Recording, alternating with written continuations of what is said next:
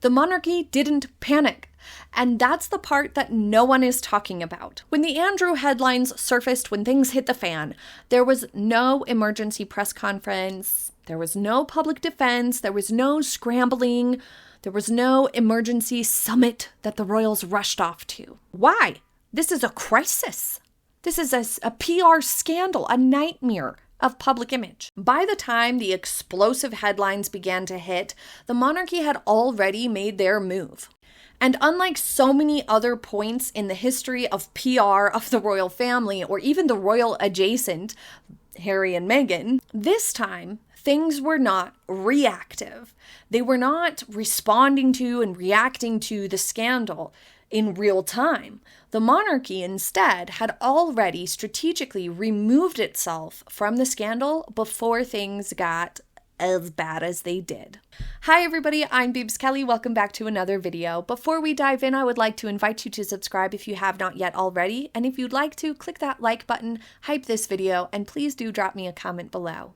So first, let's take a look at the facts and the timeline of this situation. While we're not going to get into the Andrew scandal details, it goes without saying that it is indeed a very big and bad scandal. It doesn't look good for anybody involved. And therefore, any and all association with Andrew is damaging. Period. From a PR perspective, he is toxic. And therefore, everybody's brand is trying to create as much distance from Andrew as possible. Next, we're going to discuss the timing of the royal family's actions, followed by an analysis of the institutional strategy that they employed and debate the outcomes that followed. In a constitutional monarchy, survival depends on drawing lines, creating boundaries, and standing for something. And this line was drawn. But what if it hadn't been? Finally, in today's video, we are going to hypothesize what a misstep during this time of scandal would have looked like and the serious consequences that would have followed. So let's begin in 2019 when Andrew's association with Jeffrey became a public liability. As the scrutiny intensified around Andrew, he did the BBC interview, which was an absolute disaster. That was the worst PR crash and burn I have ever seen, and the fallout was immediate. Andrew stepped back from royal duties in response, and he claimed at the time that he would relinquish his titles. He never did, though. Following this, Andrew was increasingly problematic, but largely stayed in the background for the following years. The Sussexes sucked up most of the scandal oxygen in the press anyway during this time, around 2020, 2021. But come 2022, Queen Elizabeth II stripped Andrew of his military affiliations, his royal patronages, and his use of HRH. This is the moment the monarchy formally cut operational ties with Andrew and made a more clear and decisive stance that they were indeed separating from Andrew and creating that boundary that he was no longer part of the working monarchy, no longer part of the royal family image in terms of publicity and whatnot. And so at this point, Andrew was already institutionally isolated. This was, though, pretty similar to what happened with the Sussexes. At this juncture, Harry and Meghan also had been banned from using HRH and had also lost their royal patronages, and Harry had lost his military affiliations. So this still felt very much on par with what the new standard was for anybody who decided to leave the royal family or disgraced the royal family so profoundly that some sort of action needed to be taken to separate from those people. But after the Queen's passing, King Charles III inherited a sensitive situation, to put it one way. He clearly understood the negative optics surrounding Andrew's residence at Royal Lodge, because at this point, despite what was labeled an ironclad lease, Charles began pressuring Andrew to vacate. The monarchy was sending clear signals since fall 2022 under Charles's leadership that Andrew is not a working royal and is not associated with those who are. And William and Catherine, the Prince and Princess of Wales, helped to shift the focus from senior royals as individuals towards service, stability, and continuity. Andrew increasingly disappeared from royal events as the years went on, slowly being pressured into an exile of sorts. As headlines resurfaced or new news developed, the palace did not scramble, because Andrew had already been institutionally removed. Senior royals' statements emphasized sympathy for victims rather than internal drama. Therefore, the headlines followed suit. On October 30, 2025, King Charles stripped Andrew of his princely title and officially evicted him from Royal Lodge, although he didn't complete his move until early this year. The Prince and Princess of Wales were never publicly entangled with Andrew and were rather isolated from this in terms of PR, which was a good thing for them. However, they were said to have been part of the decision-making processes behind the scenes, especially William. The brand pillars that the Wales family have established of stability and service and family focus and strong family values, as well as long-term monarchy modernization, was already safely independent from Andrew's scandal and protected. The distance was clear.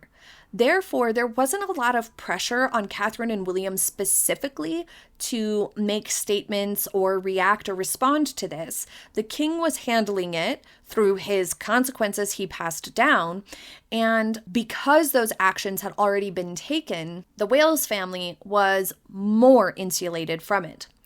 Presently, the attention has moved to the line of succession, but looking at the monarchy's actions, this wasn't hesitation. Instead, it was controlled separation. Some argue, however, that the monarchy waited too long to take action. I can kind of understand Queen Elizabeth II being reluctant to dole out these consequences because that was her child. However, King Charles has a different dynamic at play and perhaps sees the priorities a little bit differently. At the same time, I do think that there is an argument to be made that Queen Elizabeth perhaps should have acted a little sooner. However, once she did strip him of the titles and whatnot and began taking action, she passed away later that year. And so King Charles inherited the problem, but he also had a lot going on in his personal life. He was grieving, he became king, which comes with an entirely new set of responsibilities and schedule demands and those sorts of things. There was still the lingering Sussex scandal at play, and King Charles had his own health battles going on, all at the same time. That's a lot. So I can understand why Charles waited until October 2025 to take additional action against Andrew, because his plate was very, very full. And for those few years, Andrew was very much in the background, and it was clear the monarchy had already separated from him and sort of kicked him out of the picture already. But looking at the argument both for and against the timing of this situation, we see that stripping the military titles in 2022 and pressuring Andrew to vacate the Royal Lodge many years later, and then reinforcing his removal only after years of scrutiny had rumbled on, it does suggest, I can understand when people say that this dragged on a little too long. From that perspective, the institution may have looked more reactive rather than proactive. But there's another way to view this. Constitutional monarchies move deliberately, not emotionally. And stripping a prince of roles and removing him from public life isn't just a PR move, it's a structural one as well. And when the Queen removed those patronages in 2022, it was a very clear institutional break. Andrew was no longer associated with anything official, very much like Harry and Meghan. No HRH, no patronages, no military association, no working royal status. But once Charles became king, he did escalate the separation from Andrew. Additionally, there were never any statements of support or defense of Andrew. No one has defended him, which is noteworthy. That is very significant, and the right move, I should say. But furthermore, the king's action did precede the most recent implosion of Andrew's situation. So when you look at it through that perspective, there wasn't a lot of hesitation to see. So the question, was it too late? Perhaps it wasn't immediate, but it was decisive, and crucially, it was completed before the next wave of scrutiny hit that was much more big, bad, and clear in its tone. which meant that as those headlines returned and expanded, the monarchy was already well insulated by that time. I'm sure they were breathing a big sigh of relief that they had already handled the Andrew issue before things really got into high gear, we could say. But in crisis management, from the perspective of PR, public image, reputation, and how you handle crisis in those situations, timing isn't just about speed alone. It's not just about how fast can we do something. That's a knee-jerk reaction. And we could see in an example that's a lot less high stakes with Harry and Meghan, how knee-jerk reactions, quickly responding to things without hesitation, without thinking it through, actually does a lot of damage to your public image because you look reactive. You often say things you probably shouldn't or that are less strategic, and you're never letting your actions speak louder than your words. In this situation, it's clear there was a lot of thought and strategy that went into the approach and the actions of, giving these consequences to Andrew, as well as absolutely no statements of defense or anything of that nature about Andrew. It shows a more well-rounded picture of their position. An additional layer to the timing is about whether or not you've built adequate distance before the impact of an event occurs. You can't be dragged into a crisis that you've already stepped away from. Essentially, from the monarchy's perspective, Andrew was long disowned before any of this stuff started gaining momentum and being exposed. But this leads me to the strategic question of whether or not this was the right amount of distancing action to take. Did they create enough distance between Andrew and the monarchy? The timing, in my opinion, is everything here. I feel like that is paramount.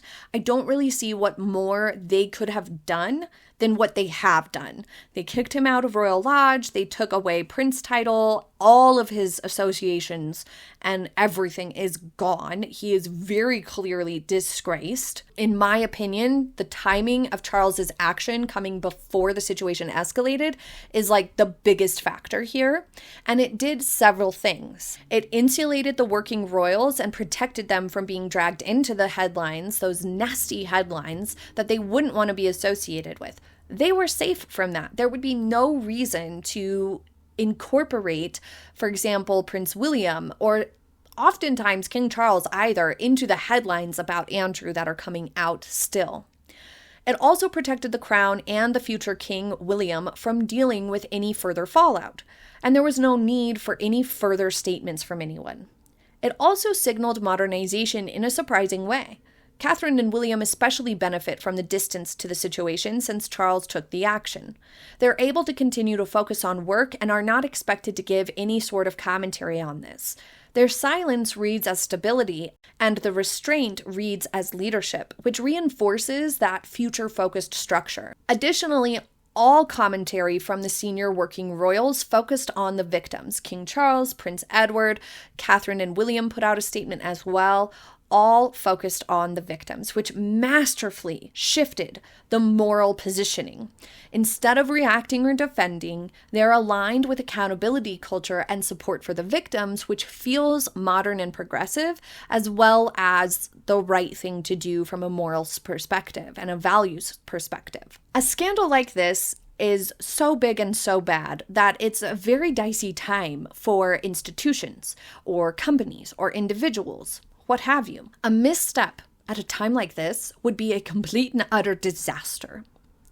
Hypothetically, if the monarchy had publicly defended Andrew, particularly with gusto, or allowed him to continue representing the crown, or waited any longer than they did, or if they would have blurred the lines between working and non-working royals by, for example, letting Andrew step onto the balcony during any sort of royal events or join the royal procession for an event or service, they would have blurred the line between non-working and working royals. Any of those sorts of mistakes would have tied William's future reign to the scandal as well. It also would have undermined King Charles's modernization agenda. It would have left the problem to fester and get worse, and perhaps would have created a situation where action happened after more things were exposed in the media, and therefore they would have lost their proactive benefit and they would have looked just reactive. But they didn't.